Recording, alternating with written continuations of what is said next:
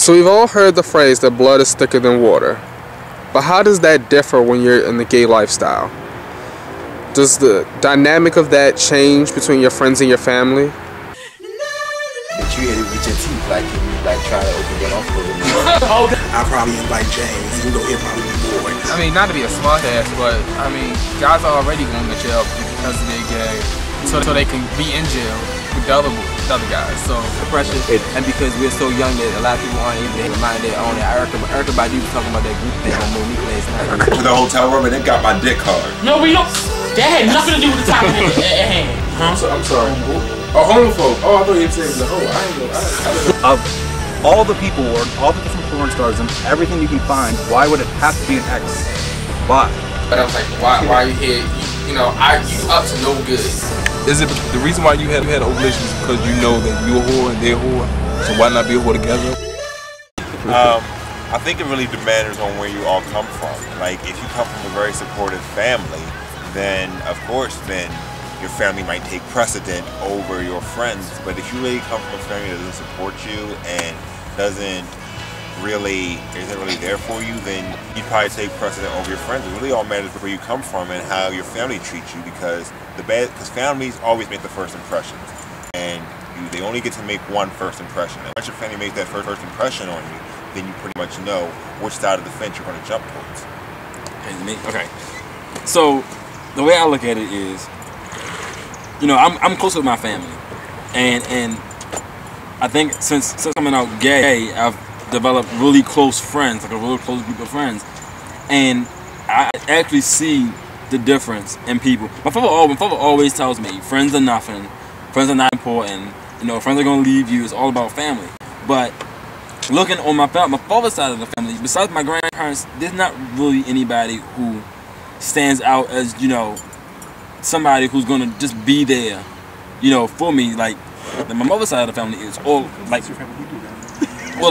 or like my friends. My friends, when I'm gonna do something, I can always go to my friends and talk to my friends about it, and it's something that I can't do with my family. So it's when you get down to it, it's like my friends are my family in a way, and I don't really consider them any more important than my family.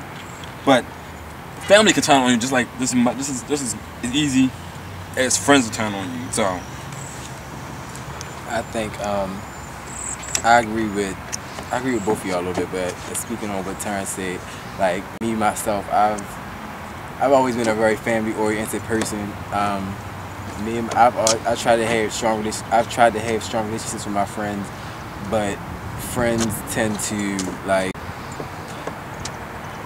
insecurities and jealousies tend to come out in most of my friendships. So I tend to have stronger relationships with my family, with my mother's side of the family, than I do with like my father's side of the family or my friends. My father's side of the family was like a pack of wolves. Like, you try to take the bone out their mouth, they can try to bite your hand off. So like, I really don't deal with them too tough, but I still call and see how they doing, check on them, like, you know, things like that. But as far as like trying to have like a strong relationship with them, like, I don't really make like too much of that happen. Like, if I am close with my family too, like really close with my family, but I'm close with my friends on a different type of level. I feel like sometimes families can, not that they do it purposely or whatever, that they can be a little bit more judgmental than a friend can be. And usually, like, most of my friends that I would call my friends aren't going to judge me. Like, I feel like they're similar to me or understand me and get me, and there isn't much I can't tell a close friend, where there's some things that I won't tell like a close family member. I feel like, however, though, if I would lose one or the other, I think it would be like a big part of me missing. Like, if I had all, like, if I was really close to my family but like didn't have any of you guys, that would bother me, and vice versa. If I had all you guys and didn't have my family, that would really bother me. So I agree. I think just having both. I agree, because I feel like in some senses I'm very thankful for the family that I have.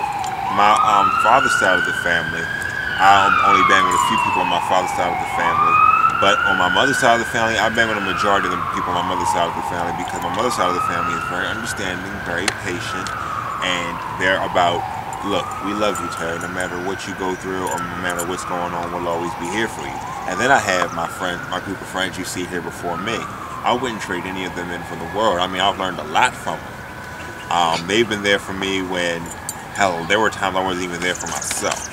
And they've been there for me, and I'm just really, really honored and thankful to have these group of friends that I have. Like right now, me and my immediate family are speaking, and my mother has always had like this type of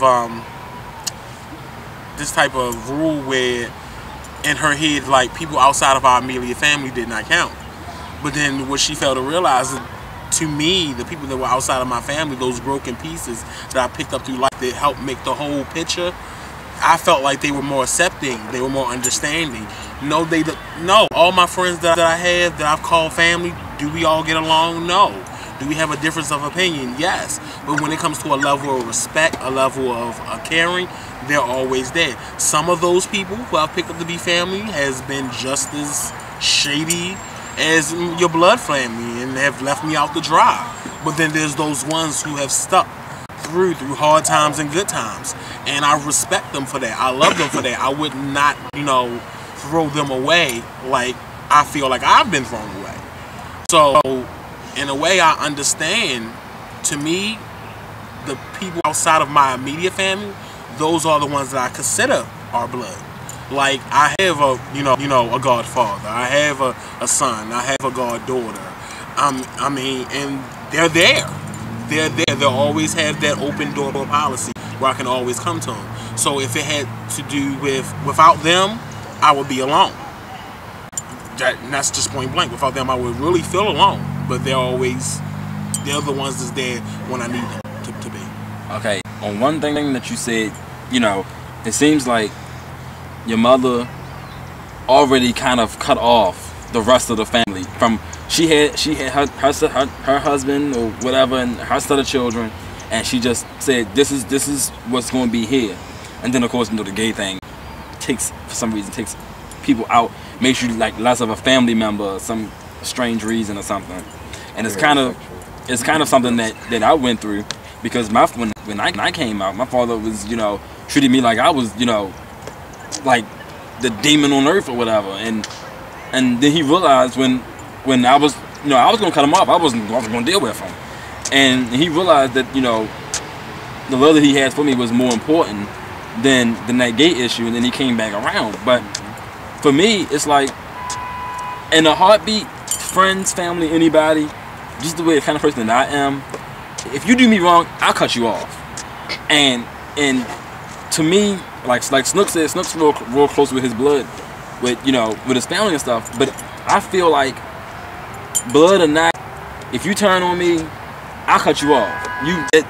Blood does not mean that I have to, be that close with you just out of that fact alone. It's like you can be just as gone just as anybody else can. And I feel like, going on what he said with the cutting you off and stuff like that, I'm the same way. However, I think when it comes to fighting for a friendship, like I will fight for the relationship with a family member before I will fight for a relationship with a friend, just because you can't choose your family. Your family is your family. You can't. I know you can say you can replace people and stuff like that, but I will never, like, me and my brothers, we don't always get along, but I can never replace them. You know what I mean? And my brothers. And that's the thing. That's the thing that I had that situation with a discussion with Ebony and Ty a couple of days ago. Like we were down Fells Point, and the only thing is that when I see my family, because I know that this makeshift family I tried to create never compares to my own blood, there's always this level of sadness there. So when I run into my family like I did that day, I didn't even speak to my brother because I didn't feel a connection there. I felt a big void, and they couldn't understand. It was like, oh, we're here for you. We're family. It's like, it's not the same. It's never going to be the same. There's always going to be that void there. But then I also think about the fact that, one, I'm the type of person where I choose fame over fortune. I one day want to be a philanthropist where I want to help other people. And then I had a discussion with my mother, you know, by me living in a gay lifestyle, by me having a gay husband, the most realistic option of having kids is us adopting. So I asked her, I said, oh, well, if I was to adopt a kid, would you accept that person or that baby or whatever as your grandson or grandchild or whatever? And she was like, no, because that's not my blood. But blood is... Now, do you contribute the fact that you have a close, maybe a little bit closer connection with friends than family, to the fact that you're gay, or more so the fact that that's just how your family is? I don't know. I've always felt a little off kilted when it came to my family. Not just because of I'm gay. I just always felt disconnected. Mainly because I'm the only child in my family who does not share the same father with the rest of my siblings. And I've always had that level of resentment there.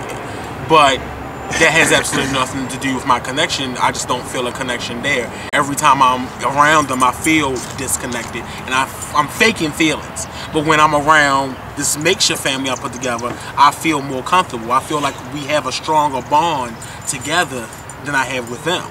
Like when I look at Mike, Mike is nothing less than my son. I look at him as my son. We have been through a lot over the 5 years I know him. If I introduce him, when I introduce him to people, I said, that's my son. They'd be like, oh, that's your real son, like you birthed him? No, but that's my son. It's the experiences that you share that builds the bond.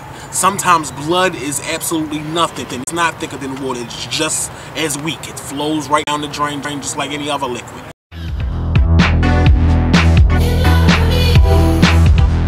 And I took my husband with me, and I moved in.